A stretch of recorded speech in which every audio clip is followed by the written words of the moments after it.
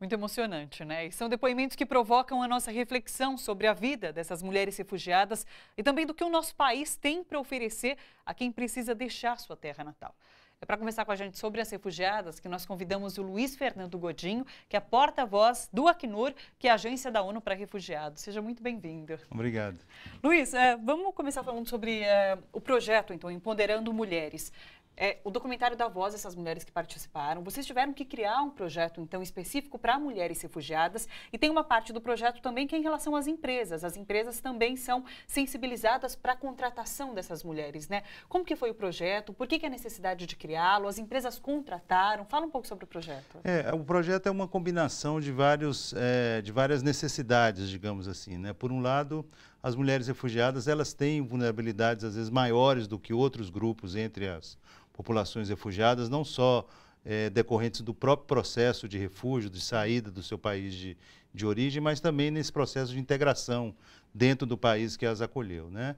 Por outro lado, a gente se uniu aí à questão do Pacto Global das Nações Unidas e também trabalhando com a ONU Mulheres para realmente ressaltar essa responsabilidade que as empresas têm em relação a vários grupos minoritários. Então, foi uma combinação, por um lado, das necessidades dessas mulheres refugiadas, né, e o objetivo de se atingir uma autossustentabilidade aqui no Brasil, com o interesse dessas empresas em se unir a essa causa e com isso também reforçar a área de responsabilidade social delas. Tem dado resultado? Sim, tem dado resultados. Já estamos, essa é a segunda edição do projeto, né? Amanhã nós vamos estar, digamos, celebrando o fim dessa segunda rodada do projeto. E das 50 mulheres que já participaram desse projeto, cerca de 10 ou 11 já foram contratadas pelas empresas que se envolveram nessa questão, né? Bacana. Muitas participaram de processos de seleção, nem todas conseguiram, mas a gente efetivamente teve 10 ou 11 mulheres contratadas já no marco do projeto. Então, seguramente é um ganho muito importante para as mulheres refugiadas, antes de tudo, e as empresas, pelo que nos comentam e pelo que reportam. Amanhã, no documentário, a gente vai ter a oportunidade de ver a opinião das empresas. Elas estão muito satisfeitas com essa mão de obra. Sim, inclusive uma das mulheres fala no documentário que o brasileiro não entende o que é ser refugiado. Que tipo de prejuízo essa falta de entendimento traz para as mulheres refugiadas aqui no Brasil? Essa é uma questão que sempre vem à tona quando a gente faz o que nós chamamos de avaliações participativas, que são exercícios que nós fazemos com os próprios refugiados para entender o que está funcionando, o que não está funcionando, que soluções, problemas, etc. Então, sempre vem à tona essa questão de uma espécie de preconceito gerado pela desinformação.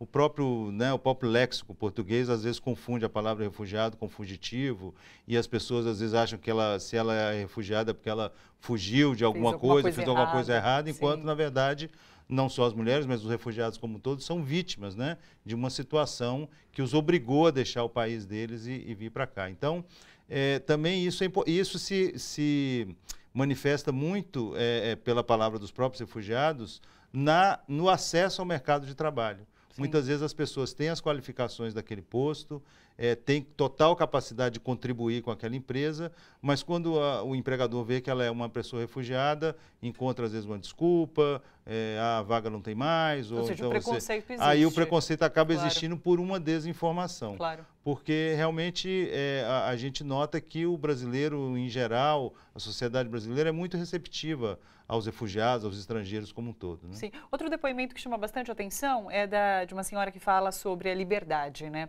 Tem muita gente que reclama aqui no Brasil de direitos e a gente vê uma situação tão diferente. Ela falando sobre o marido não poder bater e o marido olha para a cara dela achando aquilo muito estranho. Como se deu essas situações? São realidades muito diferentes mesmo. São realidades completamente diferentes e muitas vezes envolve, né, um choque cultural. De pessoas que vêm de países muito distantes, né? Às vezes os refugiados aqui da região já têm uma proximidade maior com a cultura brasileira, mas os que vêm de países muito longe ou de culturas muito diferentes têm realmente esse choque, e é interessante trabalhar isso, porque essa ideia de liberdade ela também tem a ver com com as suas potencialidades, né, Claro. enquanto ser humano, com as suas potencialidades como profissional de qualquer área que seja, e a consequência que isso gera no que diz respeito à sua própria sustentabilidade, à sua autoestima. Então, eu acho que esse conceito de liberdade é bastante amplo, né? Bacana. E a gente pode ver isso conversando com elas.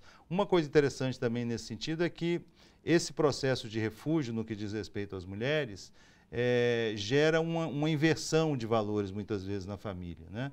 Você vê, às vezes, famílias que eram tradicionalmente supridas ali pelo homem e que, numa situação como essa, isso muda, né? As mulheres, então, até têm uma capacidade de integração no país de refúgio maior, às vezes, do que os homens. Que interessante. E isso gera também, por um lado, pode gerar conflitos dentro da casa. Sim, mudanças profundas, mas exatamente, mas eu acho que essa noção de liberdade que você tão bem apontou, ela envolve uma série de componentes aí que vão além, talvez, daquela ideia mais básica de liberdade. Que ótimo. Olha só, o documentário Recomeço sobre Mulheres Refúgio ao Trabalho vai ser lançado nessa terça-feira, amanhã, às 9h30 da manhã, no Espaço Itaú de Cinema, Rua Augusta, 1470, e a entrada é grátis. Está todo mundo convidado? Todo mundo convidado, as refugiadas que participam do projeto estarão lá. Acho que vai ser uma oportunidade legal de interação, de conhecê-las, trocar ideias e, mais importante, de mostrar como que o trabalho é importante para os refugiados, né? Para todos nós é importante, e para os refugiados especialmente, porque eles estão num processo de reconstrução da vida deles, num país totalmente novo, numa situação totalmente nova, e o trabalho é uma ferramenta de integração, de sustentabilidade, que é fundamental e é muito legal a gente poder ter a participação da audiência aqui da TVT lá. Luiz, muito obrigada pela sua presença aqui hoje. Ok, obrigado a vocês. Sucesso para vocês com o documentário. Muito obrigado. Obrigada.